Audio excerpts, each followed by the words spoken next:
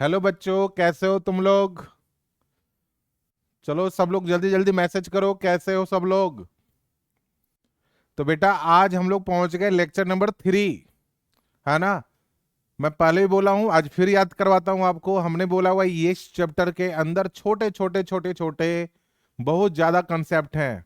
तो आप प्लीज जिसने अभी तक शॉर्ट नोट्स नहीं बनाया है इस चैप्टर का, वो जल्दी से जल्दी शॉर्ट नोट्स बनाना शुरू कर दो।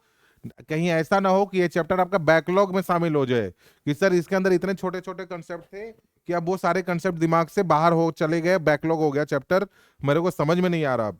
क्योंकि बेटा जैसे जैसे चैप्टर आगे बढ़ेगा हर दिन कम से कम छोटे और कुछ कंसेप्ट इंपॉर्टेंट मिला के 10 से 12 चीजें तो हम पढ़ने वाले ही हैं।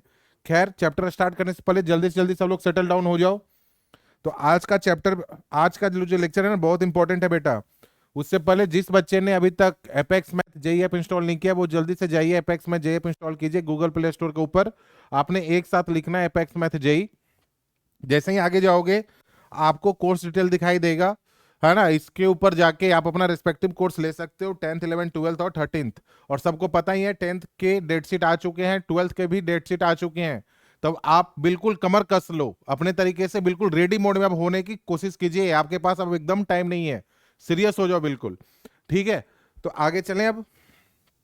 चलिए देखिए, तो अभी तक जो टॉपिक किया था वो हमने ये 4 टॉपिक किए हुए हैं बस। कोऑर्डिनेट सिस्टम कर लिया, डिस्टेंस फॉर्मूला कर लिया, सेक्शन फॉर्मूला कर लिया और इंटरनल एंड एक्सटर्नल डिवीजन कर लिए। आज बहुत इंपॉर्टेंट टॉपिक है। आज का टॉपिक है बेटा coordinates of different centres of any triangle. Different centre, centre में से कौन कौन से? सेंट्रॉइड आ गया, इन सेंटर आ गया, ये सब सारे आज करने वाले हम लोग। Centroid, incentre, excentre, circumcentre, orthocentre. आज का टारगेट हमारा ये है ना, टॉपिक नंबर 9 तक कवर करने का। चलो सब लोग पैसेंस रखना, ऐसे ही आगे बढ़ बढ़ के हम लोग ये सारे टॉपिक कंप्लीट कर लेंगे एक समय आने पे। तो क्वेश्चन स्टार्ट करने से पहले एक क्वेश्चन, आज का पहला क्वेश्चन ही जेई का है, थोड़ा ध्यान से सब लोग करेंगे। गौर से देखो, ऐसा क्वेश्चन हमने लास्ट क्लास में शायद करवाया था। और ये क्वेश्चन जेई में इसी साल 2025 में आया हुआ है, जनवरी के अंदर। तो एक बार देखना इसके अंदर खास क्या है। बोला है let the distance between two parallel lines be 5 units. दो पैरेलल लाइंस है जिसके बीच का डिस्टेंस कितना है? 5 यूनिट्स है। बोलो सही है? मान लेते हैं सर ये दो पैरेलल लाइंस थी जिसके बीच का डिस्टेंस ना, ये वाली सर 5 यूनिट्स है, राइट? अब ध्यान से समझना एक बार, अगर ऐसी बात दी हुई है तो आगे क्या बोला है? And a point lies between the lines. And a point, और एक पॉइंट है जो बिटवीन द लाइंस कहीं लाई कर रहा है, at a unit distance, at a unit distance from one of them. एक पॉइंट है इसके इन बिटवीन लाइज कर रहा है, लेकिन वो दोनों लाइन से कम से, दोनों लाइन से एक लाइन से 1 यूनिट्स के डिस्टेंस पे लाई कर रहा था। मान लेते हैं वो पॉइंट ये है पी, और इसकी डिस्टेंस कितनी है? 1 यूनिट। कितनी है बेटा? 1 यूनिट, है ना? ये गिवन है। खैर आगे चलते हैं। And equilateral triangle, and equilateral triangle, triangle P Q are is form such that Q lies on one of the parallel lines. अच्छा, तो ध्यान से देखो, एक चीज यहां पे गौर किया तुम लोगों ने कि एक सर इक्विलेटरल ट्रायंगल है, हम लोग हाँ जी है, ठीक है। कितनों लोगों को लगता है कि सर ऐसा भी तो हो सकता है ना कि लाइन जो है ना 1 यूनिट के डिस्टेंस पे है, सेंटर पे तो लाइन नहीं करेगी, या जो क्यू आर पॉइंट है, क्यू आर कौन सा है? P Q R form such that Q lies one of the parallel lines while R lies on the other. कितनों को लगता है कि क्यू और आर आमने सामने होंगे? बिल्कुल ऐसा तो किसी को फील नहीं हो रहा। क्यों? क्योंकि अगर क्यू आर आमने सामने हो गया बेटा, तो तीसरा जो पॉइंट है ना वो बिल्कुल सेंटर पे होगा। मतलब अगर इन दोनों के बीच का डिस्टेंस 5 यूनिट्स है, तो ये वाला जो पॉइंट है ना वो 2.5 यूनिट के डिस्टेंस पे होना चाहिए। फिर बोलो सही है? और ऐसा गिवन नहीं है, वो तीसरा पॉइंट 1 यूनिट के डिस्टेंस पे है। तो अगर ऐसा है तो क्यू और आर दोनों जो पॉइंट हैं वो सेंटर आमने सामने नहीं होंगे, वो थोड़ा सा टिल्ट होंगे। लेट सपोज ऐसा कुछ है। ये बात समझ में आई?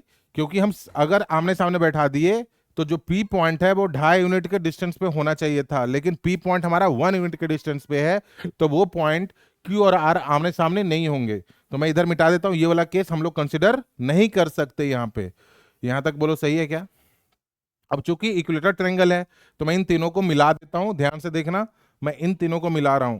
तो यहां से इसको मिलाया और यहां से इसको मिलाया, ठीक है ना? तो एक ट्रायंगल जो पी क्यू आर है ना बेटा, वो कैसा ट्रायंगल है आपका? इक्विलेटरल ट्रायंगल है। कैसा ट्रायंगल है? इक्विलेटरल ट्रायंगल है। अब गौर से देखो, अब गौर से देखो कि अगर मान लीजिए अगर ये वाला 60 डिग्री है, अगर ये 60 डिग्री है और यहां से अगर मैं परपेंडिकुलर ड्रॉ कर दूं तो ये 1 यूनिट है, तो ये कितना हो गया 4 यूनिट। क्यों सर? क्योंकि टोटल है 5 यूनिट। आ रहा है समझ में? अब ध्यान से देखो, अपने को क्या बोला है, पूछा क्या है, क्यू आर का स्क्वायर मतलब साइड का स्क्वायर। तो मान लो ये साइड ए यूनिट है, ये भी साइड ए यूनिट है और ये भी साइड ए यूनिट है, क्योंकि ट्रायंगल इक्विलेटरल है। खैर यहां तक सही है क्या? अब आगे देखिए, आगे कैसे करें। आगे एक काम करते हैं, मान लेते हैं ये जो एंगल है ना सर, ये वाला एंगल, ये एंगल है हमारा थीटा। अगर ये एंगल थीटा है बेटा, तो ये एंगल कितना होगा, क्योंकि टोटल एंगल तो 180 है, तो ये वाला एंगल होगा हमारा 120, 180 माइनस 60 माइनस थीटा, यानी 120 माइनस थीटा। पहले बताओ ये समझ में आया? ये वाला एंगल हो गया 120 माइनस थीटा। अब हमारे पास दो ट्रायंगल दिखाई दे रहे हैं, एक पी एम और एक पी एन वाला, ये वाला है ना। तो नाउ इन ट्रायंगल, ध्यान से देखो, in triangle P M R, इस ट्रायंगल को अगर बनाओगे तो कैसा बनेगा बताओ? ऐसा कुछ बनता हुआ दिख रहा है। तो ये एंगल तो थीटा है बेटा, है ना, ये 1 है, ये ए है ना। तो यहां पर कौन सा दें? यहां पे देखो, ये अगर थीटा है और ये एंगल 90 डिग्री है, बात समझ आई, क्योंकि परपेंडिकुलर ड्रॉ किया हुआ है, तो ये तो बेटा हाइपोटेन्यूस हो गया ना। यानी आपको एक रिलेशन चाहिए हाइपोटेन्यूस, और अगर थीटा ये है तो बेस के रिस्पेक्ट में तो कॉस थीटा मिलेगा, है ना, क्योंकि ये परपेंडिकुलर हो गया ना, ये अपोजिट साइड हो गया, तो ऑटोमेटिक ये बेस हो गया। तो आपको एक रिलेशन 1 और ए में चाहिए, मतलब परपेंडिकुलर और सॉरी बेस और हाइपोटेन्यूस में। तो cos थीटा इक्वल टू होता है बेस अपॉन हाइपोटेन्यूस, यानी 1 अपॉन ए। चलो, एक ट्रायंगल से एक रिलेशन हमने निकाल ली। बात समझ में आई? आसान है। आगे चलें, अब दूसरा ट्रायंगल से दूसरा रिलेशन निकालते हैं। एक और ट्रायंगल आपको दिखाई दे रहा है, इन ट्रायंगल कौन सा सर? इन ट्रायंगल देखो पी एम और R, in triangle P M R, इसको गौर से देखिएगा तो ये ट्रायंगल बेटा कुछ इस तरीके से बन रहा है ना। तो ये एंगल हमारा 90 डिग्री है और ये एंगल इस बार थीटा है। सॉरी, पी एम आर तो ले लिया, शायद पी एम आर हो गया कंसिडर। बात समझ में? अब ऊपर वाला ट्रायंगल लेते हैं, ध्यान से देखना, P and Q, in triangle P N और क्यू, पी एन क्यू किससे क्या होगा, पी एन ये हो गया, और ये वाला देखो, तो ये वाला एंगल 90 डिग्री हो गया। ये एंगल कितना है बेटा? ये एंगल है 120 माइनस थीटा, ये 4 और ये डिस्टेंस अभी भी ए है। तो अगर ये 90 डिग्री है तो ये तो हाइपोटेन्यूस वाला काम कर रहा है ना। अगर इस थीटा के बात में करो तो ये परपेंडिकुलर का काम कर रहा है और ये बेस का काम कर रहा है। बोलो सही है? अगर इस थीटा के हिसाब से देखें तो मेरे को फिर 4 और ए में रिलेशन चाहिए, राइट, 4 और ए में। तो इसके लिए कौन सा बेस, और वापस से कॉस थीटा में जाएंगे ना अपन। तो कॉस थीटा इक्वल टू क्या होता है, बेस अपॉन हाइपोटेन्यूस। हाइपोटेन्यूस कितना है? ए, लेकिन यहाँ पर थीटा कितना है? इस ट्रायंगल के अंदर थीटा है 120 minus theta, cos of 120 minus theta. पहले बताओ यहां तक समझ में आया? अब यहां से आगे, अब मेरे पास दो इक्वेशन है, मैं ए को निकालने की कोशिश करूंगा। तो ध्यान से देखो, पहला चीज कॉस 120 माइनस थीटा कैसे लिखोगे? कॉस 120 माइनस थीटा को अपन लिख सकते हैं क्या ऐसा कुछ? देखो, cos A cos B, minus है तो plus sine A sine B. बोलो सही है? अब equal to 4 upon A, equal to 4 upon A. अब देखो cos 120 क्या होगा? cos 120 को अपन लिखेंगे साइन 90 प्लस 30। साइन 90 प्लस 30 बोले तो sine 90 plus 30, sine sorry cos 120 को लिखेंगे cos 90 प्लस 30, 90 पे चेंज ना, तो साइन माइनस का साइन 30। ये उम्मीद है ये हल्का ट्रिगोमेट्री पता ही होगा ये, into cos theta plus sign 120 को क्या लिखोगे? साइन 120 को लिखेंगे cos 30, क्योंकि इसमें चेंज नहीं होगा, साइन चेंज नहीं होगा, और साइन थीटा। आ रहा है समझ में यहां तक? खैर यहां तक अगर समझ में आ गया, इक्वल टू 4/a। ठीक है। अब देखिए साइन 30 कितना होगा बेटा? साइन 30 होता है सर माइनस का, बाहर है तो साइन 30 1/2। कॉस थीटा कितना लिखा है तुमने? 1/a। चलो फिर आगे चलते हैं, प्लस कॉस 30 कितना होगा? √3/2। ध्यान से देखो, √3/2। फिर साइन थीटा, अगर कॉस थीटा ये है तो साइन थीटा बेटा क्या होगा? साइन थीटा सर होगा √1 माइनस कॉस स्क्वायर थीटा। बोलो सही है? ये मैं लिख रहा हूं उधर, √1 माइनस कॉस स्क्वायर, स्क्वायर मतलब 1/a इक्वल टू 4/a। बात समझ में आया? तो यहां से देखो, यहां से क्या है? -1/2a प्लस का √3/2a। ए कैसे सर? एलसीएम ले रहे हैं तो अंदर में बना ए स्क्वायर माइनस 1 और ये वाला ए बाहर आ गया इक्वल टू 4/a। ये वाला ए, ये वाला ए और ये वाला ए कैंसिल हो गया।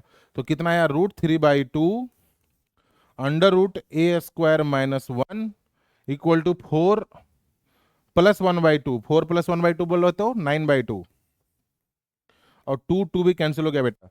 अब अंडर रूट को हटाने का तरीका क्या है? स्क्वायरिंग। जैसे स्क्वायरिंग करोगे तो यहां से क्या बनेगा? स्क्वायरिंग करने पे स्क्वायरिंग करोगे तो क्या बनेगा बताओ? स्क्वायरिंग किया इधर उधर तो 3a square minus 1 equal to 81। तो ये 3 से 27 यानी ए स्क्वायर इक्वल टू क्या है बताओ? ए square equal to 27 plus 1 28।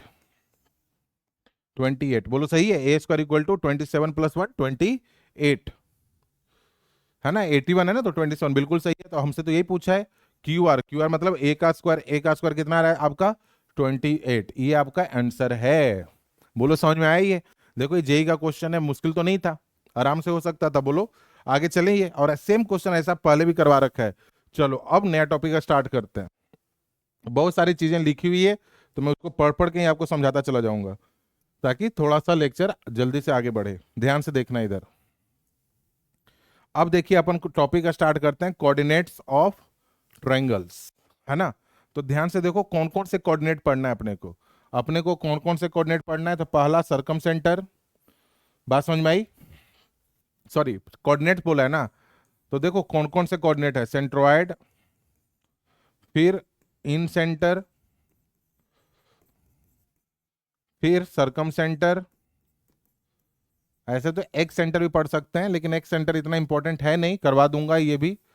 Circum centre, फिर फोर्थ ऑर्थो सेंटर।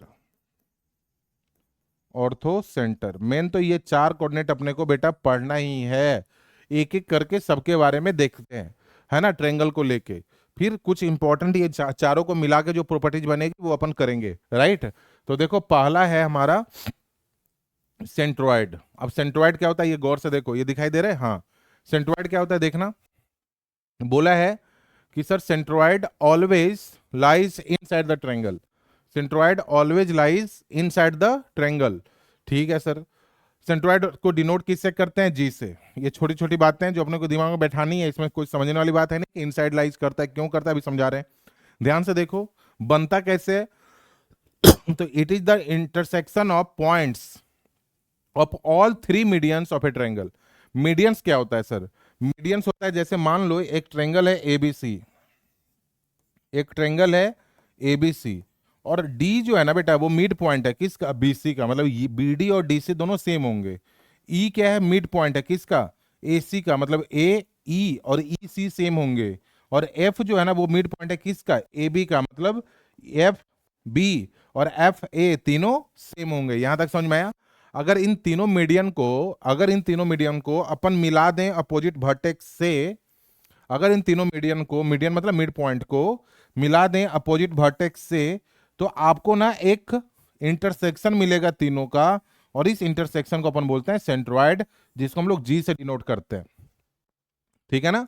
जिसको बोलते हैं सेंट्रोइड और जी से डिनोट करते हैं। बात समझ में आई? अब गौर से देखो, ये है ना, ये सेंट्रोइड है। अगला क्या है? जो सेंट्रोइड है ना वो वर्टेक्स और इसको अपोजिट साइड्स, है ना, मीडियन को 2:1 रेशियो में कट करता है। अगर सेक्शन फॉर्मूला लगा के चेक करेंगे ना तो यही आंसर आएगा।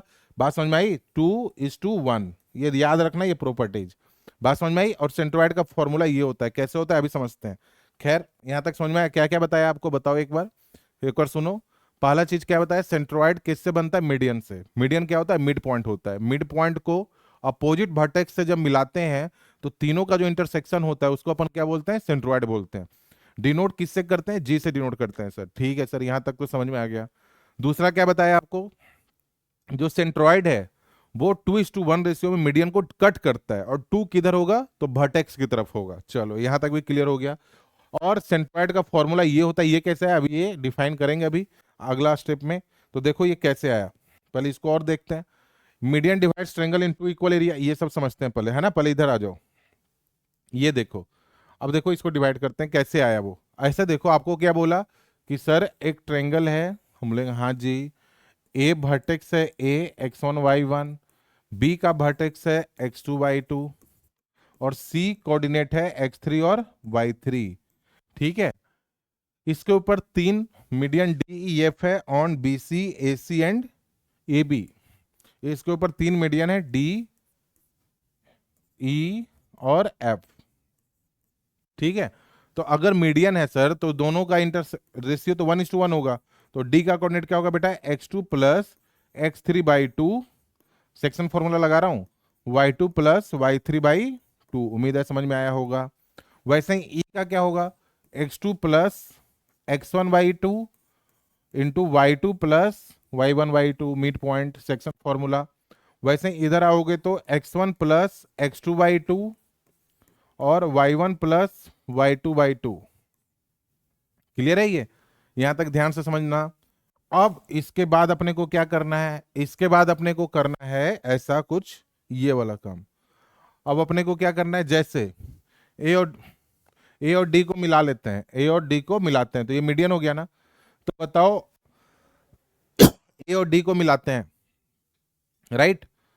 तो ध्यान से देखो, ए और डी को मिलाया और मेरे को पता है कि जो मीडियन होता, जो सेंट्रॉइड होता है जी, ये इसको 2:1 रेशियो में कट करता है।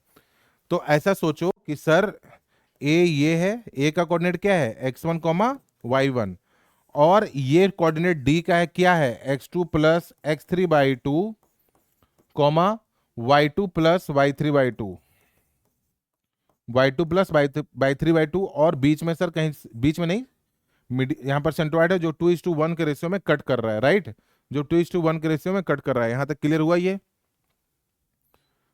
2:1 के रेशियो में कट कर रहा है, कूलिंग नहीं कर रहा है ये।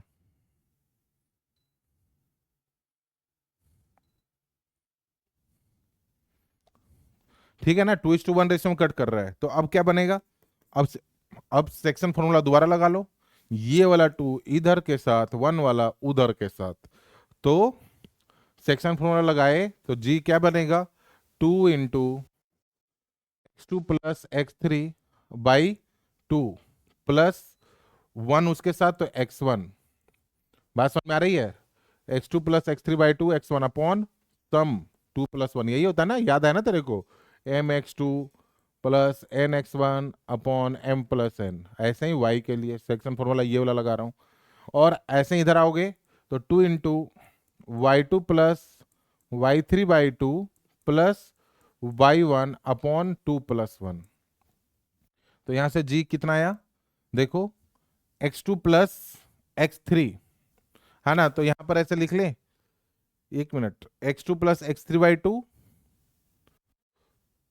2 इंटू, हाँ ये गड़बड़ हो गया, 2 2 कैंसिल, यहां पर ये वाला 2 ये वाला 2 कैंसिल। तो यहां पर क्या बना है, x1 प्लस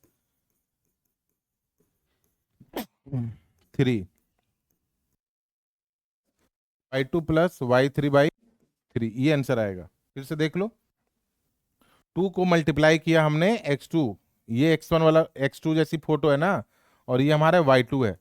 तो 2x2 प्लस 1x1, तो 2x2 जैसे ही करेंगे तो x2 प्लस x3/2 मतलब 2 2 कैंसिल हो गए, ये आपको सेंट्रोइड दे जाएगा। बोलो सही है, यहां तक समझ में आया। तो सेंट्रोइड को अगर गौर से देखो, सेंट्रोइड यहाँ पे बना हुआ है। अब सेंट्रोइड की फिगर कैसी बनेगी फाइनल, कुछ इस तरीके से, ध्यान से देखना। अगर ये ट्रायंगल है सर तो ये सेंट्रोइड है ना, इस तरीके से मीडियन कट कर रहा है इसको, है ना। ये हमारा ए बी सी और ये डी ई और ये हमारा एफ। तो जो सेंट्रोइड है ना बेटा, यहाँ पे जी जो है ना, ट्रायंगल के कितने हिस्से किए, देख गौर से देखना, 1 2 3 4 5 और 6, 6 हिस्से एक ट्रायंगल का हुआ। हर एक हिस्सा का एरिया इक्वल होता है, हर एक हिस्सा का एरिया इक्वल होता है, ये ध्यान रखना। बात समझ में आई, आगे चलते हैं और समझाता हूँ डिटेल में इधर भी। अब देखो आगे क्या है, इसी की प्रॉपर्टीज है कुछ। Median divides triangle in 2 equal area. यहाँ पर तो 2 इक्वल बोला है, कैसे सर, देखो ये ए है, ये बी है और ये सी है, ये हमारा मीडियन है डी है। तो ये एरिया 1 और ये एरिया 2 दोनों इक्वल होते हैं। Median divides in 2 equal area. Centroid is the point which lies inside, बता चुके, triangle and divides the area of the triangle in the 3 equal parts. 3 equal parts कैसे, देखो ये ए है, ये बी है और ये सी है। सपोज करो बीच में सेंट्रोइड है जी, सपोज करो यहाँ पर कहीं जी है, क्योंकि इन साइड होता है ऑलवेज, तो एक ट्रेंगल, एक एरिया ये बना, एक इससे मिला है तो एक एरिया ये बना और एक एरिया ये बना, तो A1 equal to A2 equal to A3, ये आंसर है बेटा। A1 equal to A2 equal to A3। Area of triangle form by mid points of the side equal to, हाँ ये भी समझते हैं, ये कैसे है सर, देखो अब यहां पर समझना, area of triangle form by the mid points of the side, यहां पर देखिए जैसे ये एक ट्रायंगल है ABC, A B और C, A का कोऑर्डिनेट है x1 y1, B का कोऑर्डिनेट है x2 y2 और C का कोऑर्डिनेट है x3 y3। यहां से हमने इसको मिलाया तो that is called D। D का कोऑर्डिनेट क्या होगा, x2 प्लस x3/2 और y2 प्लस y3/2, राइट। तो इसमें जो बोला है ना आपको कि जैसे एक ट्रेंगल है, इसमें बातें कुछ और कर रही है, देखो ये A है, ये B है और ये C है, तो अगर मैं D बोलूं, ये मान लो E है, ये मान लो F है, अगर मैं इन तीनों को मिलाऊं, अगर मैं इन तीनों को मिलाऊं तो ऐसा कुछ बन रहा है ना, तो जितना एरिया इसका होगा है ना, उतना ही एरिया इसका होगा बेटा, बात समझ में आई, उतना एरिया इसका होगा, ठीक है, उतना एरिया इसका होगा, ये ध्यान रखना। यानी एक ट्रेंगल के 4 हिस्से में डिवाइड करते हैं, area of triangle DEF, area of triangle DEF equal to 1/4 area of triangle ABC। बात समझ में आई, जब हम लोग पढ़ेंगे ना एप्लीकेशन ऑफ डिटर्मिनेंट, उसमें ये आएगा डिटेल में, वहां पे और अच्छे से करेंगे, अभी तो सेंटर के ऊपर फोकस करके रखना है। खैर आगे चलें, अब देखो ये क्वेश्चन है हमारा, ये क्वेश्चन करो, कैसे करेंगे बताओ, आसान सा क्वेश्चन है, बिल्कुल लल्लू था। If 2, 2 is a coordinate of the centroid, 2, 2 is a coordinate of the centroid, okay, coordinate किसका गिवन है, सेंट्रोइड का, तो मान लेते हैं G है सर 2, 2, बोला है of a triangle X R 0, 4, मान लो ये 0, 4 है, ये मान लो -2, 0 है, और ये हमारा P, 2 है, कितना आसान है।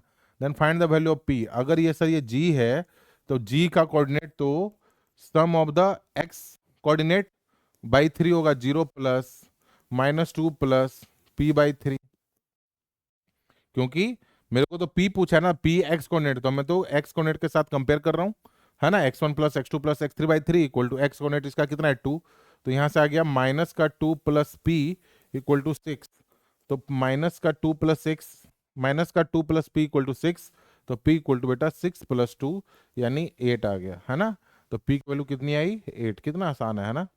चलो आगे चलें, अगला क्वेश्चन देखो, लेट ये 3 पॉइंट गिवन है, be the vertex of a triangle OPQ, okay, OPQ 3, 4, 6, 0, तो ऐसा कुछ है OPQ, है ना, तो मान लो ये O है 0, 0, ये PQ, ये Q है मान लीजिए 6, 0, और एक हमारा 3, 4 ये है, ये हमारा P है 3, 4, वर्टेक्स आ गया सर।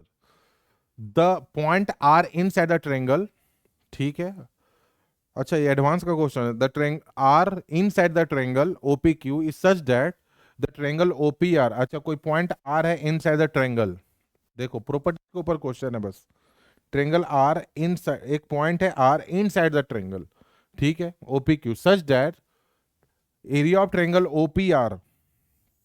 OPR ये वाला, एंड PQR ये वाला एरिया, ये वाला एरिया, एंड OQR आर यही है ना बेटा, तो एरिया 3 आर इक्वल एरिया, अच्छा मतलब एक पॉइंट ऐसा है ना ट्रायंगल के अंदर जो इस ट्रायंगल को 3 एरिया में डिवाइड किया है, 3 इक्वल एरिया में डिवाइड किया है, ये तो वही बात हो गई कि ये वाला कंडीशन किसके पास है, सेंट्रोइड के पास, मतलब ये आर पॉइंट जो है वो क्या है, सेंट्रोइड है, तो पूछा है find the coordinates of R, तो हम बोलेंगे आर नहीं पूछो, सीधा बोलो सेंट्रोइड पूछो, है ना, क्योंकि ये वाला कंडीशन तीनों एरिया को इक्वल कौन रखता है, सेंट्रोइड। देखो जेईई एडवांस का क्वेश्चन है, बस एक प्रॉपर्टीज के ऊपर छोटा सा क्वेश्चन दे दिया है, बात समझ में नहीं आया, तो जी का क्या होगा a1 x1 plus x2 plus x3 by 3, ऐसे ही y1 plus y2 plus by 3 by 3। तो यहां से क्या हो गया 3,4/3, 3,4/3, 3,4/3, ऑप्शन सी।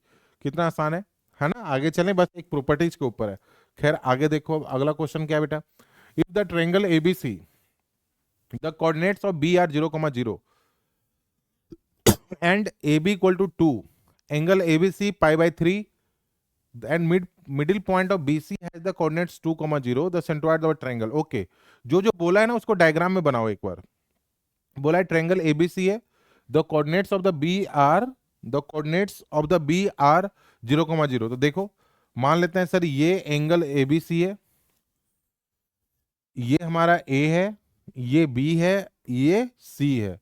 पहली चीज, in the triangle ABC the coordinate of B are 0,0, तो ये 0,0 है। ठीक है आगे चलिए। A B equal to 2 units है, मतलब ये सी है तो सी इक्वल टू 2 यूनिट्स है लेंथ इसका। ठीक है sir. Angle A B C मतलब ये वाला, इसका लेंथ कितना है, एंगल कितना है pi/3 है। ठीक है। And the mid point of B C का मिड पॉइंट कितना है 2,0। अब ध्यान से देखो ये एक्स एक्सिस जैसा दिखाई दे रहा है। अगर बी मिड पॉइंट है, डी मिड पॉइंट है, तो सी का कोऑर्डिनेट अगर ये 2 यूनिट है, क्योंकि 2 पॉइंट से यूनिक लाइन पास होती है, राइट। 2 पॉइंट से यूनिक लाइन पास होती है, तो 2 पॉइंट जब गिवन है तो उसके हिसाब से अपन लोग 0 से 2 गए तो अगला 2 से 4 जाएंगे, यूनिक लाइन पास हो रही है। तो 0 से तो सी पॉइंट 4,0 आ गया। ठीक है ना। BC the coordinate 2,0 mid point the centroid of the triangle. Okay अब देखिए सेंट्रोइड पूछा है, तो सेंट्रोइड के लिए मेरे को क्या चाहिए, क्या रिक्वायरमेंट है, x1 y1 चाहिए, x1 y1 चाहिए। उसके लिए मेरे को यहां पर डिस्टेंस गिवन है, ये वाला डिस्टेंस बेटा हमारे को नहीं पता है, राइट। अगर ये वाला डिस्टेंस मालूम हो, क्योंकि एक डिस्टेंस तो मालूम है ना, तो उसमें से एक कंडीशन हम लगा सकते हैं। देखो ना, x1 माइनस 0 का whole square plus y1 minus 0 का होल स्क्वायर इक्वल टू 2 का स्क्वायर। तो यहां से बना x1 स्क्वायर प्लस y1 का स्क्वायर इक्वल टू 4। एक कंडीशन आ गया ना, चूंकि 2 अननोन है x1 एंड y1, तो we have to create 2 equation. तो एक काम, मेरा टारगेट अब क्या है, हमारा टारगेट क्या है कि हम कैसे भी करके ना सर ये वाला लेंथ पता करें, इसके बारे में कुछ पता करें, है ना। तो AC का लेंथ क्या होगा, B होगा, AC का लेंथ B होगा, मानते हो। A का अपोजिट है तो ये वाला लेंथ A है, यानी BC का लेंथ A होगा। तो एक फॉर्मूला होता है बेटा cos pi/3। cos pi/3 कहाँ पे, ये इसके साथ कौन कौन से हैं, ये और ये। तो अपन कैसे लिखेंगे, A स्क्वायर प्लस का C स्क्वायर माइनस का B square upon 2AC। cos pi/3 का ये फॉर्मूला होता है, जिसके साथ एंगल है दोनों का स्क्वायर का सम करना है और अपोजिट वाले को माइनस करना है, और दो जिसको आप सम करो दोनों का 2 इंटू AC का कंपोनेंट आता है। ये कहाँ पढ़ेंगे, तो एसओटी में पढ़ेंगे, सॉल्यूशन ऑफ ट्रायंगल में। लेकिन थोड़ा बहुत तो दिमाग में होना चाहिए ये, ठीक है ना, ये ध्यान रखना। अब ध्यान से देखो, cos pi/3 कितना होता है बेटा 1/2। क्या ए स्क्वायर मालूम है आपको, यस। ए स्क्वायर ये वाला डिस्टेंस तो मालूम है ना, ए इक्वल टू 4 है, क्योंकि 0 से चले 4 तक, तो 16 प्लस सी स्क्वायर बोले तो 4 माइनस का बी स्क्वायर अपॉन 2A। ए बोले तो बेटा ए कितना है 4 और सी बोले तो 2। चलो सब कुछ हो गया, तो यहां से 2 और 2 भी गया। तो अब बना 8 equal to 20 minus B square, तो B square equal to 20 minus 8 12, यानी बी स्क्वायर की वैल्यू आ गई 12, राइट। बी स्क्वायर की वैल्यू आ गई 12, इसी को रहने देते हैं। अब देखिए अब क्या करूं, अब क्या करेंगे, ये वाला डिस्टेंस का स्क्वायर मेरे को मालूम है, तो मैं एक और फॉर्मूला लगा लेता हूं यहां से, कि चूंकि ए सी का स्क्वायर कितना है 12, है ना, तो ए सी क्या होगा x1 माइनस 4 का स्क्वायर प्लस y1 माइनस 0 का स्क्वायर इक्वल टू 12। चलिए यहां तक मालूम है ना, इसको बस अब सॉल्व करो। इक्वेशन 1 को भी यूज करना है, ये वाला इक्वेशन 1 है तो इसको यूज कर लेना। तो इसको लिखोगे तो क्या लिखोगे, a1 square plus 16 minus 8x1 plus y1 square equal to 12। ठीक है। अब एक चीज सोच के बता कि x1 square plus y1 square किसके बराबर है, 4। तो यहाँ 4 चिपका दूं, 4 plus 16 minus 8x1 equal to 12, तो 8x1 इक्वल टू 20 माइनस 12 8, तो 20 माइनस 12 यस, तो x1 इक्वल टू बेटा 1 आ गया। जैसे ही x1 1 आया तो y1 का स्क्वायर कितना हो जाएगा, y1 का स्क्वायर इक्वल टू 3, तो y1 कितना आ जाएगा √3।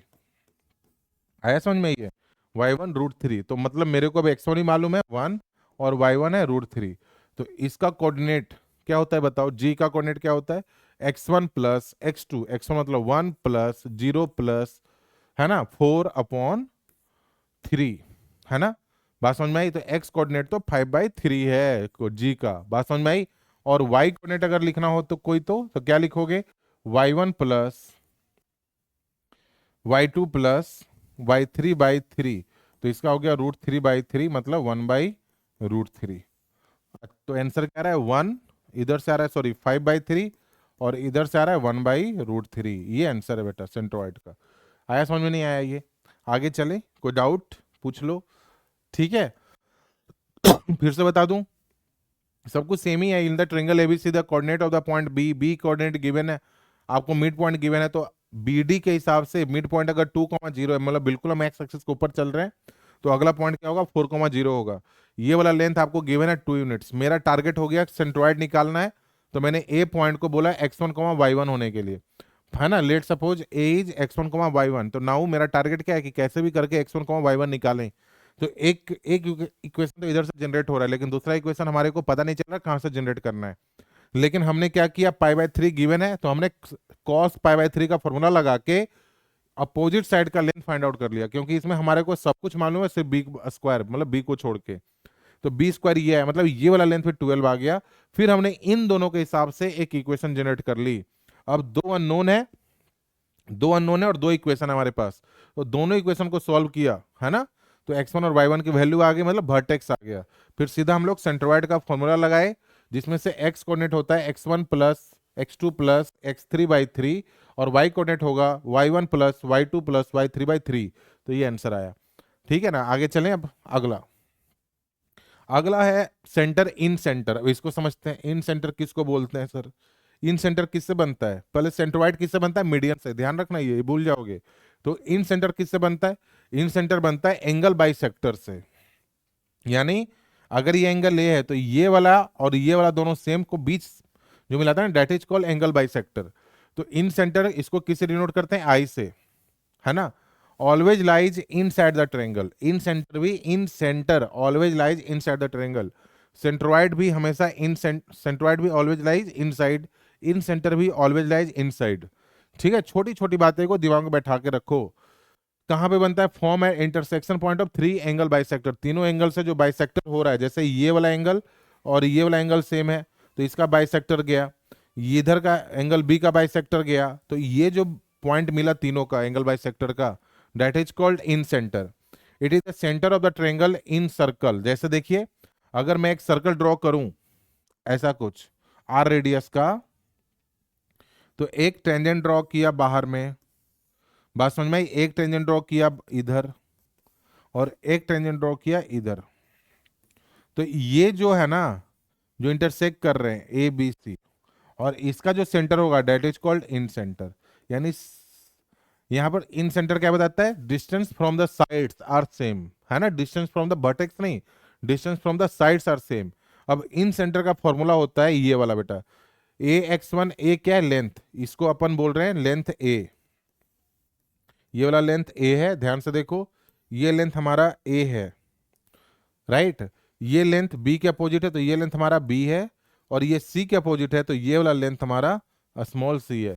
ठीक है, यहां तक समझ में आया, ये a लेंथ, तो ax1 देखो, ax1 ये कोऑर्डिनेट हमारा x1, y1, ये कोऑर्डिनेट हमारा x2, y2, और ये कोऑर्डिनेट हमारा x3, y3।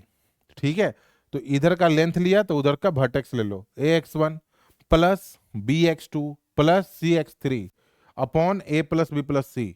वैसे ही same for y coordinate, ay1 plus by2 plus cy3 upon a plus b plus c, है ना। ये याद रखना है फॉर्मूला। इन सेंटर के बारे में देखो, खास बात, सबसे इंपॉर्टेंट प्रॉपर्टीज ये है इन सेंटर के लिए, ये अगर भूल गए तो सोचो इस टॉपिक का मतलब ही खत्म हो गया। है ना, इसको अपने को याद रखना ही पड़ेगा, कैसे भी करके याद रखना पड़ेगा। There is no any option और चॉइस, है ना। एंगल बाइसेक्टर थ्योरम प्रूफ यार लेंदी है, लेकिन करवाने की जरूरत नहीं है ना, बस याद रखो। It state that A Q is angle bisector. ये क्या एंगल बाइसेक्टर है? तो बीसी को तो कोई ना कोई रेशियो में कट किया होगा ना, मान लो ये एम है और ये एन है ना, बीसी को कट करेगा।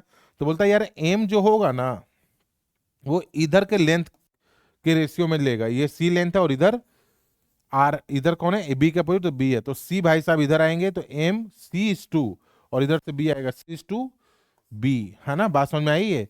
यानी angle bisector divides the opposite sides, है ना, angle bisector divides the opposite sides in the ratio of their adjacent sides, है ना। अगर ए का तुम एंगल बाइसेक्टर निकालोगे तो वो बीसी को डिवाइड करेगा इन दोनों के रेशियो के एडजेसेंट साइड के हिसाब से, यानी सी इधर जिधर है उधर ही, है ना, और बी इधर। बात समझ में आई। It is the centre of the circle touching all the three sides of a triangle, ये बता ही दिया। It is a point inside the triangle and equidistance from all the sides, ये बात हो गई। इन सेंटर में हमने क्या क्या पढ़ा, मेन तो फॉर्मूला है A x one plus B x two plus C x three upon A plus B plus C, where A B C are the length. बात समझ में आई। सेम फॉर y के लिए A y one B y two plus C y three upon A plus B plus C. ठीक है, पहला ये सबसे इंपॉर्टेंट जो है, पहला पॉइंट तो ये। दूसरा, अगर वो कोई इन एंगल बाइसेक्टर है ये वाला, है ना, ए डी, ठीक है, तो ए बी सी है, तो इसका जो लेंथ होगा ना ए बी और इसका जो लेंथ होगा इज टू ए सी, यानी एंगल बाइसेक्टर कट या divide the line B C in the ratio of A B is to A C. ठीक है ना, इसको दिमाग में रखो। अब आगे चलते हैं, क्वेश्चन करते हैं इस पे। जैसे देखिए पहला क्वेश्चन क्या है, find the in centre of the triangle form by the vertex. तो थोड़ा सा लेंदी होता है क्वेश्चन, क्या करोगे। ए 4, -2 है बेटा, बी -2, 4 है, और सी 5, 5 है। तो बताओ इन सेंटर पूछा है, तो इन सेंटर का फॉर्मूला, पहले तो लेंथ चाहिए हमारे को, तो लेंथ ले लेते हैं। इसका लेंथ क्या होगा ए बी का, तो ए बी का लेंथ होगा सर 4 माइनस ऑफ -2, 4 + 2 का स्क्वायर प्लस -2 - 4 यानी -6 का स्क्वायर, यानी अंडर रूट 36 + 36 72, यानी 6√2 सर। ठीक है, आ गया समझ में। फिर आगे इसका लेंथ क्या होगा, -2 -5 यानी 7, 7 का स्क्वायर 49। डिस्टेंस फॉर्मूला सबको आता होगा। अब 4 - 5 1, 1 का स्क्वायर 1, तो 49 + 1 50, 50 को वो लिख सकते हैं 5√2। तो इधर का लेंथ ये है, मतलब अगर मैं ये सी है तो सी का लेंथ आया सर 6√2, सी इक्वल टू 6√2। अगर ये है तो इधर का लेंथ ए होगा, ए का आया 5√2। चलो दो चीज तो अपने को आ गया। अगर ये बी है तो बी का इधर 5 - 4 1 का स्क्वायर प्लस 5 माइनस ऑफ -2 49, ये भी, तो ये हो गया √50। √50 कितना होगा, 5√2। तो अगर ये बी है तो बी का लेंथ भी आया 5√2, यानी आइसोसेलेस ट्रायंगल है बेटा ये, है कि नहीं, आइसोसेलेस ट्रायंगल हो गया। खैर अब देखिए, अब आराम से निकलेगा। इन सेंटर का फॉर्मूला क्या होता है बताओ, A x one B x two plus C x three upon A plus B plus C, और इधर क्या होगा, A y one plus B y two plus C by three upon A plus B plus C. खैर अब ध्यान से देखो, I equal to क्या होगा, ए कितना है, ये 5√2, तो इसका अपोजिट 5√2 ए x1 बोले तो 4 प्लस बी कितना है 5√2, तो बी का अपोजिट -2 प्लस सी 6√2, तो सी कितना है 6√2, और 6√2 का opposite 5 upon A plus B plus सी, है ना। तो 5√2 प्लस 6√2, ठीक है। तो यहाँ से कितना आया 20√2 प्लस 30√2 मतलब 50√2, 50√2 माइनस 10√2 मतलब 40√2। अभी एक्स कोऑर्डिनेट लिखा हूं, बात समझ में आई, इसमें से ये तो सॉल्व ही नहीं किया अभी।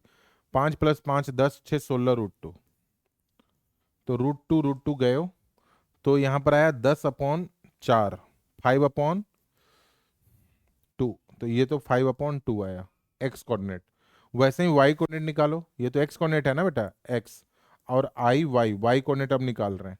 तो इसका क्या होगा, ए y1, तो 5√2, y1 कितना है, ए ये लियो तो y1 ऊपर वाला है ना -2, प्लस 5√2 बी x2 यानी y2 कितना है 4, प्लस 6√2, 6√2 तो इधर 5, खैर अपॉन नीचे तो सेम ही आएगा, 5√2 प्लस 6√2 प्लस 5√2। चलो ऊपर अब देख लो, ये दोनों को सम कर लो, ये हो गया 20√2 प्लस 30√2 यानी 50, 50 - 10 40√2। अच्छा ये भी 40√2 ही है, और नीचे में 16√2 है, दोनों सेम ही है, यानी ये भी 5/2 आएगा। बोलो सही है क्या?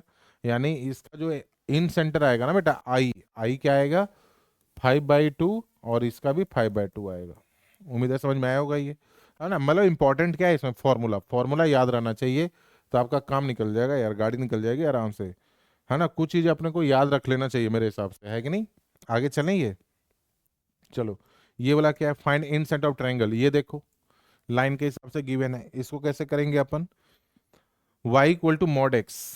अगर y equal to mod x लिखा हुआ है तो हम तो ग्राफ बनाएंगे x का और एंड -x का, क्योंकि इसके अंदर दोनों ग्राफ कंसीडर है, और एक ग्राफ बनाएंगे y इक्वल टू 1 का। तो ग्राफ बना लो, y इक्वल टू एक्स का ग्राफ कौन सा है बताओ, y इक्वल टू एक्स, ये हो गया y इक्वल टू एक्स का ग्राफ, ठीक है। फिर एक ग्राफ बनाना है y इक्वल टू -x, तो ये ग्राफ तो हम y इक्वल टू एक्स बना लिया ना बेटा। अब अगला ग्राफ बनाना है y इक्वल टू -x, तो ये ग्राफ हो गया y इक्वल टू -x का, है ना। अगला ग्राफ कौन सा होगा, y इक्वल टू 1, तो y इक्वल टू 1 का ग्राफ कौन सा होगा, ये वाला देखो, ये y इक्वल टू 1 का ग्राफ,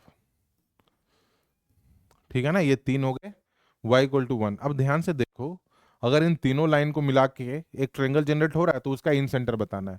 तो गौर से देखो, अगर ये पॉइंट 0,0 है तो ये पॉइंट 1,1 है, क्योंकि जब y 1 पे है तो x भी 1 पे है, और ये पॉइंट जब y 1 पे है, या x जब 1 पे है, y 1 पे है तो x -1 पे है, तो ये पॉइंट है -1,1।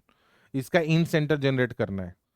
चलो इन सेंटर अगर जनरेट करना है तो गौर से देखिए, ये वाला डिस्टेंस बताओगे, कितना आसान हो गया, ये O मान लो, ये A मान लो, और ये B मान लो।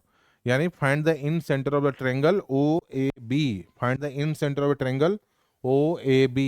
अब इसके हिसाब से इन सेंटर बनाते हैं। तो पहला चीज, ये वाला डिस्टेंस बताओ कितना होगा, तो तुम बोलोगे सर हम लोग इस पॉइंट से इस पॉइंट तक चले ना, पैरेलल चल रहे हैं ना, पैरेलल जैसे ही चल रहे हैं, तो हम लोग एक तरीके से -1 से 1 तक गए, तो टोटल कितना चले, 2 यूनिट, ये 2 यूनिट चले, ठीक है ना भाई। बात समझ में आई। इसको ए बोल, ABC बोल दो, ऐसे C बोल दिया तो ये C तो 2 आ गया सर। अच्छा इधर देखना, -1 -0 यानी 1, -1 -0 का होल स्क्वायर मतलब 1, तो ये तो √2 है, सिमिलरली ये भी √2 है। बात समझ में आई। यानी अगर a इक्वल टू √2 आया और b इक्वल टू भी √2 आया, अब सारे लेंथ आ गए, यानी एक छोटा सा ट्रायंगल यहाँ इधर भी बना देता हूँ। यानी सर एक ट्रायंगल A है जिसका वर्टेक्स 0,0 है, एक ट्रायंगल B है जिसका वर्टेक्स, चलो ऐसा ही बना लेते हैं, ध्यान से देखना, एक ट्रायंगल A है C का वर्टेक्स 0,0 है, ये A है जिसका 1,1 है, और ये B है जिसका -1,1 है, जिसमें से ये सर C इक्वल टू 2 है, A इक्वल टू √2 है, और B इक्वल टू भी √2 है, B इक्वल टू भी √2 है। बात समझ में आई। अब आगे देखो, अब यहाँ पर इन सेंटर क्या होगा, AX1 प्लस, मैं डायरेक्ट लिख दूं क्या, जगह भी कम है, AX1 देखो, एक किसको ये है तो x1 कौन होगा उधर का, तो √2 × 1 प्लस B x2 तो √2 × -1 प्लस C यानी 2 × 0, C into opposite upon A plus B plus C, यानी √2 प्लस √2 प्लस 2, ठीक है। तो देखो √2 - √2 ये तो कैंसिल हो गया 0, तो यानी एक तो 0 आया, ठीक है। दूसरा, दूसरा देखिए, अब y कोऑर्डिनेट ये आई एक्स हो गया, आई वाई क्या होगा बेटा, यानी y कोऑर्डिनेट क्या होगा देखो, √2 × 1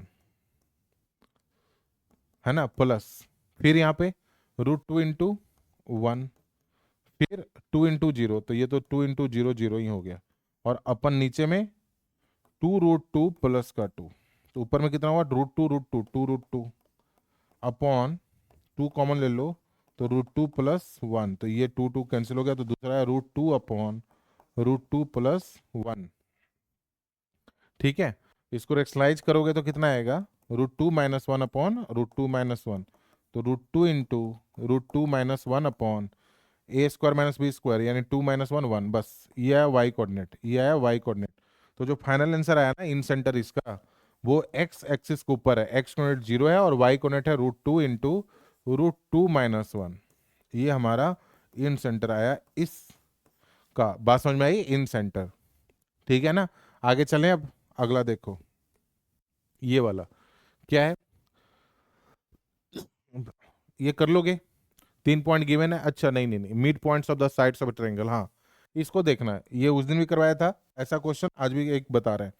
मिड पॉइंट गिवन है, गौर से देखो, मिड पॉइंट गिवन है, आराम से देखिए, इधर बोला क्या है, ध्यान से देखना कि एक ट्रायंगल है ABC, ठीक है ना, जिसका मिड पॉइंट डी क्या है, 3/2, 0।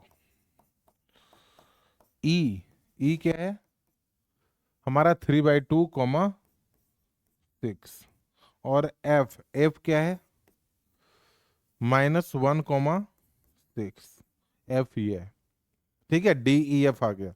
अब इन तीनों को ना बेटा मिला लेते हैं अपन, ध्यान से देखो, यहां तक समझ आया। अब एक चीज बताया था कि वो तरीके से मत जाओ, x1, y1, ये मान लीजिए B x2, y2 है, C x3, y3 है, ध्यान से समझना, C x3, y3 है, समझ में आया ये। अब एक तरीका तो ये है कि सर x1 + x2/2 माइनस वाला, ऐसे सॉल्व करके ना 6 इक्वेशन बनेंगे, कोई मतलब है नहीं 6 इक्वेशन सॉल्व करने का। शॉर्टकट देखो क्या है, शॉर्टकट एक बार गौर से देखना, शॉर्टकट क्या है कि अगर आप ए कोऑर्डिनेट निकाल रहे हो तो ए के अपोजिट ई और एफ लाइन को ऐड करो, वर्टेक्स को ऐड करो, और इसको ऐड करो और इसको सब्ट्रैक्ट करो ए के अपोजिट। तो ए का देखो, ए का x1 y1 निकाल रहे हैं ना बेटा, तो देखिए हम लोग एक्स कोऑर्डिनेट को, इसका क्या है, -1 + 6, सॉरी -1 + 3/2, ध्यान से देखो, -1 प्लस का 3/2, दोनों को ऐड किया और अपोजिट को माइनस किया, माइनस में अपोजिट में क्या है, माइनस का 3/2। बात समझ में आई। ऐसे ही y कोऑर्डिनेट क्या होगा, 6 + 6, और अपोजिट को माइनस कर लो, माइनस का 0, तो इसका आंसर क्या है, 3/2 3/2 कैंसिल, तो -1, 12, ये आंसर आया ए का। बात समझ में आई। ऐसे ही अगर बी का निकाल रहे, बी का अगर निकाल रहे हो तो बी में क्या करोगे, बी का देखो, बी है हमारा x2, y2, बी है हमारा x2, y2। अब देखिए बी के हिसाब से इन दोनों को ऐड करेंगे, क्योंकि बी के जस्ट सामने ये है और इसके अपोजिट में ये है, तो इसको माइनस करेंगे। बात समझ में आ रही है।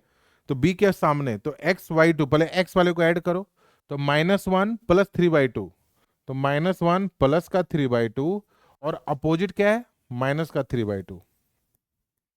इधर देखिए 6 + 0, और अपोजिट में 6 है तो माइनस हो गया, तो यहाँ से ये फिर 3/2 गायब हुआ, तो -1, और उधर से 6 गया, तो 6 - 1, 0, बी पॉइंट आ गया।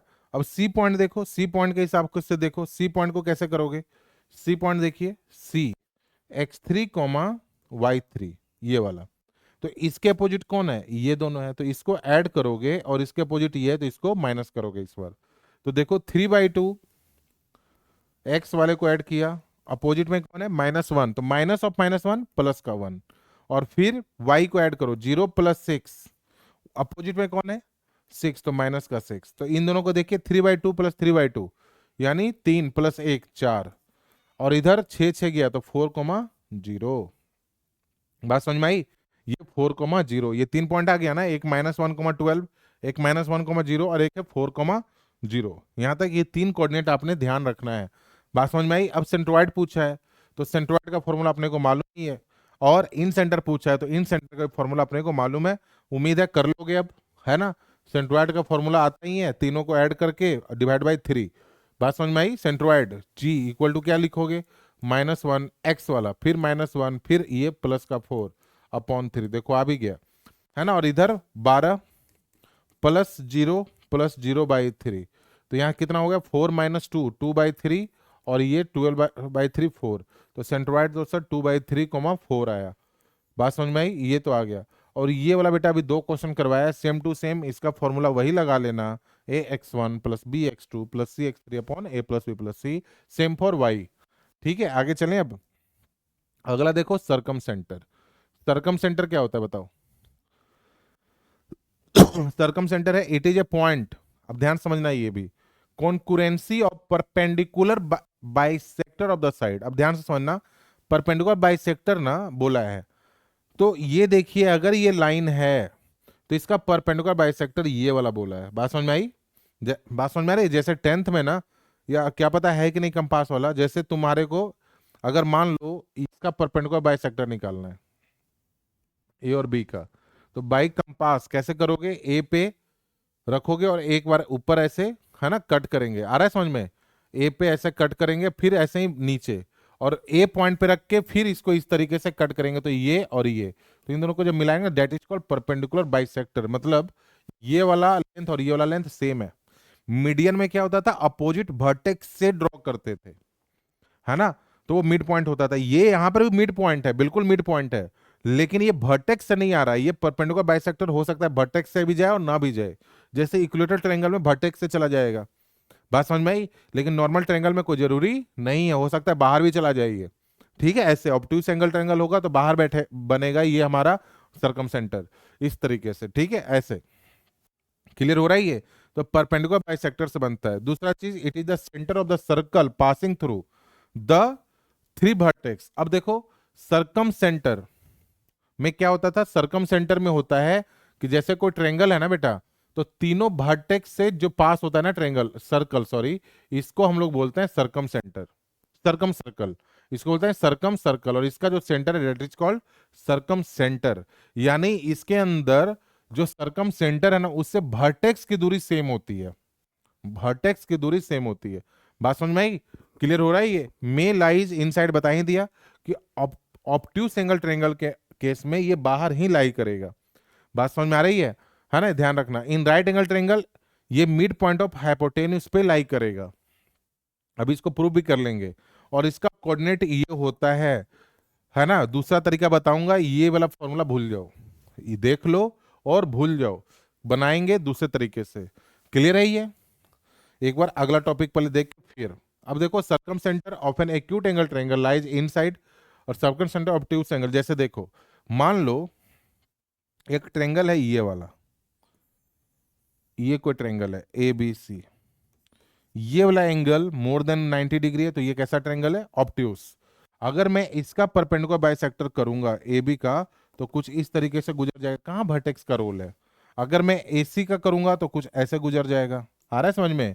और अगर मैं एसी का, है ना, एसी का, और अगर मैं बीसी का करूंगा तो ये भी कुछ इसी तरीके से ऊपर से गुजर के चला जाएगा। बोलो सही है क्या? बीसी का अगर करूंगा तो ये भी कुछ इस तरीके से, थोड़ा सा फिगर सही नहीं बना है, तो ये बीसी का, तो ये जो ये बनाना, ये that is called circum circle. इसका जब सर्कल बना देंगे इन तीनों को मिलाते हुए, तो ये हमारा सर्कम सर्कल बनेगा। थोड़ा सा फिगर सही नहीं बना है, इमेजिन कर लेना। बात समझ ना? क्योंकि सर्कम सर्कल के अंदर से तीनों वर्टेक्स गुजरेंगे। बात समझ में ही नहीं आया? और सेंटर की दूरी हमेशा वर्टेक्स ऑफ ट्रायंगल से सेम होगी एज ए रेडियस। समझ में आई है? आगे चलें, यहाँ तक क्लियर है क्या? तो देखो ये वाला ट्रायंगल वर्टेक्स, ये मैं अभी करवाऊंगा अभी थोड़ी देर के बाद। आगे देखिए, ऑर्थो सेंटर। ऑर्थो सेंटर बहुत ज्यादा इंपॉर्टेंट है, ऑर्थो सेंटर सही में बहुत ज्यादा इंपॉर्टेंट है। एक सेंट्रोइड बहुत इंपॉर्टेंट है, ये दो चीज बहुत इंपॉर्टेंट है ना? इससे क्वेश्चन अच्छे अच्छे बन सकते हैं, राइट? तो इसको थोड़ा सा समझना अच्छे से। ऑर्थो सेंटर क्या होता है? आसान है, एल्टीट्यूड से बनता है ये, है ना? एल्टीट्यूड क्या है? वर्टेक्स से परपेंडिकुलर ड्रॉ करो 90 डिग्री। यहाँ पर ये नहीं बोला ये मिड पॉइंट है, कोई जरूरी नहीं है इधर का लेंथ, देखो देखने से भी लग रहा है अलग अलग है। बात समझ में है ना। एल्टीट्यूड, एल्टीट्यूड मतलब draw perpendicular from the vertex, है ना। इट में लाइज इनसाइड और outside of the triangle. Coordinates ये तो बिल्कुल याद नहीं करना, मैं लिख भी देता हूं, याद नहीं रखो। क्यों नहीं रखो? क्योंकि हम लोग दूसरे तरीके से करने वाले हैं। अगर एंगल नहीं गिवन है तो दूसरे तरीके से करेंगे। क्लियर हुआ ही नहीं हुआ ये? याद नहीं रखो, कोई दिक्कत नहीं है इसके अंदर। बात समझ में आई? क्योंकि हमने अभी तक एक भी क्वेश्चन नहीं देखा है जो इस फॉर्मूले के ऊपर आया हो। आगे देखिए, in case of right angle triangle, orthocentre is the point where right angle is form. Orthocentre हमेशा कहाँ होता है? क्यों सर? देखो यहाँ पे, ये मान लो ए है, ये बी है और ये सी है। ऑर्थो सेंटर कहाँ बनता है? जहां पे एल्टीट्यूड होते हैं। एल्टीट्यूड क्या होता है? ड्रॉप फ्रॉम द वर्टेक्स, है ना। तो देखो ये बीसी एक लाइन है ना, ट्रेंगल है। तो ए से अगर मैं वर्टेक्स ड्रॉ करूं तो ये देखो 90 डिग्री है। ऐसे में सी से अगर एल्टीट्यूड ड्रॉ करूं तो बी के ऊपर देखो 90 डिग्री बन रहा है। और तीसरी चीज, बात समझ में आ रही है ये, है ना। तो ऑर्थो सेंटर कहाँ लाई करेगा? जहां पर दो एल्टीट्यूड तीनों, तो यहां से अगर ड्रॉ करें, बात समझ में आई, तो ये देखो 90 डिग्री ये भी बन रहा है। आ रहा है समझ में? तो ऑर्थो सेंटर अगर राइट एंगल ट्रायंगल है तो हमेशा जहां पे 90 डिग्री होगा ना वहां बनेगा। यहां पर देखो कोई फॉर्मूला का काम नहीं आया। दूसरा, हम स्लोप मेथड भी करने वाले हैं, हम लोग स्लोप मेथड भी करने वाले हैं। और थर्ड और मोस्ट इंपॉर्टेंट, एच को हम लोग बोलते हैं ऑर्थो सेंटर ना, ऑर्थो सेंटर। जी को बोलते हैं हम लोग सेंट्रोइड, है ना। और ओ को बोलते हैं हम लोग सरकम सेंटर, सरकम सेंटर। अब ध्यान से देखो, orthocentre, centroid and circumcentre lies in same line, that means collinear. ठीक है। And centroid divides the orthocentre and circumcentre in the ratio 2:1। ये बहुत इंपॉर्टेंट है, याद में रखो, दिमाग में रखो, ये भी इंपॉर्टेंट है। बात समझ में आई? ये तीनों एक ही लाइन पे लाइज करेंगे, पहली चीज। दूसरा, जो सेंट्रोइड है वो ऑर्थो सेंटर और सरकम सेंटर को 2:1 रेशियो में डिवाइड करता है बेटा, है ना। देखो छोटी छोटी बातें ये दिमाग में रखना पड़ेगा आपको। अब देखिए दूसरा तरीका, अगला जो टॉपिक है ना, कि best method to find orthocentre. अब ध्यान समझना, ऑर्थो सेंटर क्या होता है? सर आप ए वर्टेक्स से एक परपेंडिकुलर ड्रॉ करोगे, वो अपोजिट लाइन के ऊपर 90 डिग्री एंगल बनाएगा, दैट इज कॉल्ड एल्टीट्यूड। ठीक है। मैंने पहले बोला था कि वो फॉर्मूला भूल जाओ, उस फॉर्मूले की जरूरत नहीं है। कितना टाइम हो गया? उस फॉर्मूले की जरूरत नहीं है। खैर, अगर ऐसा बोलो तो हम अपन ये टॉपिक ना कल स्टार्ट कर लेते हैं। क्यों? क्योंकि अगर आज स्टार्ट किया तो बहुत ज्यादा टाइम लग जाएगा। कल अपन ना बेस्ट मेथड टू, इस पर क्वेश्चन और भी अच्छे अच्छे कर लेंगे, राइट। ठीक है। खैर, और कल इसको कंप्लीट करूंगा, आज रहने दो, अपन सीधा यहीं पे आ जाते हैं। ठीक है ना, क्योंकि इसके अंदर कम से कम अभी 1.5 घंटा और लगेगा इस टॉपिक को आगे ले जाने में। तो इतना टाइम है नहीं, क्योंकि बहुत सारे बच्चे का मैसेज आ रहा है कि सर टाइम हो गया। ठीक है। और किसी ने कुछ पूछना है तो पूछ लो पहले। हाँ जी, पूछिए।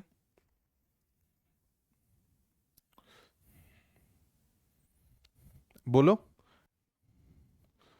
देखो अभी तो बहुत सारा क्वेश्चन था, अभी तो हम लोग 48 स्लाइड के ऊपर ही है। अभी हमारे पास देखो कितने सारे क्वेश्चन है, इतना सारा आज क्वेश्चन हो ही नहीं पाना। और बेस्ट मेथड करवाना है तो इक्वेशन ऑफ लाइन आएगी, उसके 4 फॉर्म आएंगे। आ रहा है समझ में? ठीक है। इस तरीके से the mid points of the side of the triangle are 5,0। अभी ऑर्थो सेंटर बहुत इंपॉर्टेंट टॉपिक है, मैं नहीं चाहता कि रस में हम ना जल्दीबाजी में करवा दें, कोई मतलब नहीं है। ठीक है। और और कुछ पूछना है? देखो आज कितना सारे अभी और भी है, इतना हो पाएगा? नहीं हो पाएगा, है ना। तो बेस्ट मेथड आपको समझा दिया, ऑर्थो सेंटर का कल बताऊंगा। बेस्ट मेथड, ऑर्थो सेंटर क्या होता है, ये सब सारी बातें हो रखी है हमारी। पूछिए पूछिए।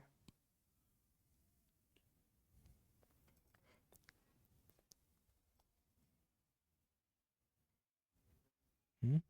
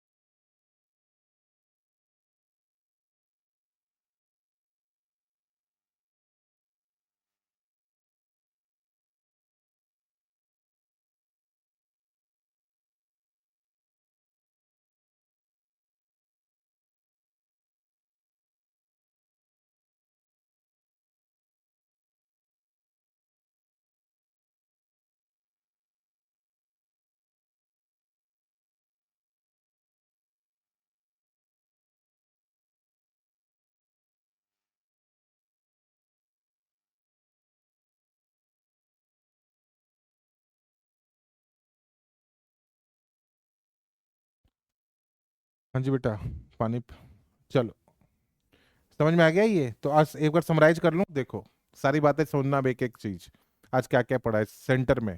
पहले बताओ सेंट्रॉइड क्या होता है, एक बार सारी चीजों को गौर से सुनो बस। Centroid, incentre, circumcentre and orthocentre, चार ही पढ़े ना अपन। सेंट्रॉइड किससे बनता है? मीडियन से। मीडियन क्या होता है? अपोजिट वर्टेक्स, वर्टेक्स से अपोजिट साइड वाली लाइन को मिलाते हैं सर। और वो जो लाइन होती है ना, वो साइड के मिड पॉइंट को मिलाती है, साइड के मिड पॉइंट के साथ पास होती है, राइट। और इससे मिलने वाली लाइन को हम लोग क्या बोलते हैं? मीडियन। अब मीडियन, तीन मीडियन जब आपस में इंटरसेक्ट करते हैं, इस इंटरसेक्शन पॉइंट को बोलते हैं सेंट्रॉइड। और सेंट्रॉइड का डिनोट करते हैं जी से, इन द रेशियो 2:1। चलो सेंट्रॉइड खत्म, आगे चलें। इन सेंटर किससे बनता है? इन सेंटर बनता है एंगल बाइसेक्टर से, है ना, एंगल बाइसेक्टर से। एंगल बाइसेक्टर से तीनों जब एंगल बाइसेक्टर पास करते हैं, तो तीनों एंगल बाइसेक्टर जब मिलता है, इन सेंटर है ना, सॉरी, एंगल बाइसेक्टर से मिलने वाली लाइन जब एक जगह इंटरसेक्ट करती है, तो उसको बोलते हैं incentre. Incentre always lies inside the triangle, और centroid will always lies inside the triangle. सबसे इंपॉर्टेंट चीज क्या है इन सेंटर के अंदर? सबसे इंपॉर्टेंट चीज इन सेंटर के अंदर है कि incentre always lies inside the triangle. ये पता है ना, इन सेंटर जो है ना always lies inside the triangle.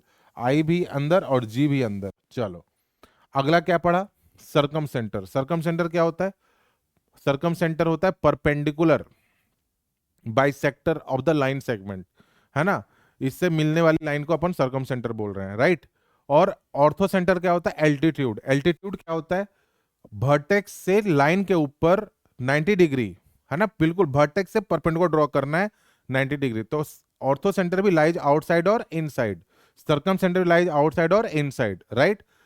सबसे इंपॉर्टेंट चीज क्या है कि ऑर्थो सेंटर हमारा, बात समझ में, ortho centre right angle triangle के केस में कहां पे बनेगा? जहां पे 90 डिग्री होगा। और सरकम सेंटर कहां बनेगा? जहां पे मिड पॉइंट ऑफ हाइपोटेन्यूज तो बनेगा। यहां तक समझ में आया? तो कुल मिला के बात इतना ही है, आज इतना ही पढ़ा हुआ है।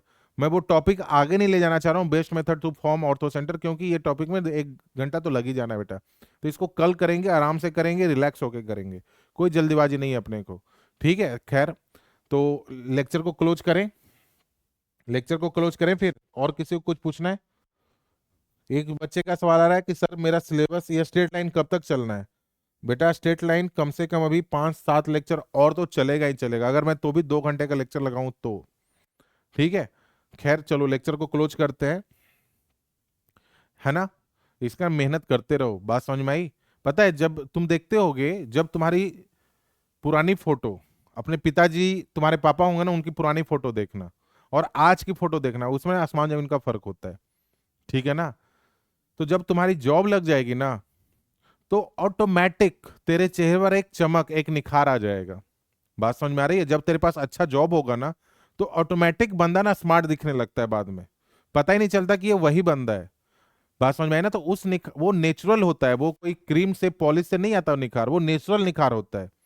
उस निखार को पाने के लिए ना आपको क्या करना पड़ेगा? आपको बेटा आज प्रेजेंट में जूझना पड़ेगा, आज के डेट में मेहनत करना पड़ेगा, आज के डेट में आपको लड़ना पड़ेगा, तपना पड़ेगा।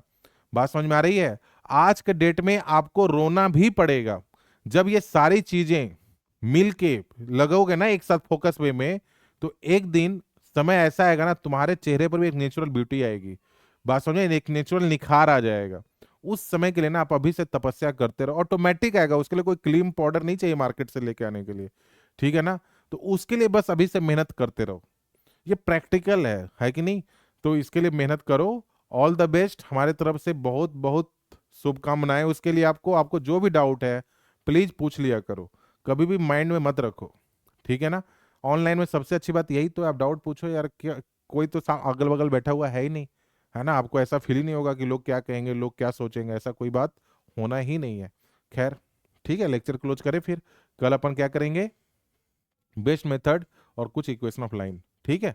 Okay, thank you, thank you.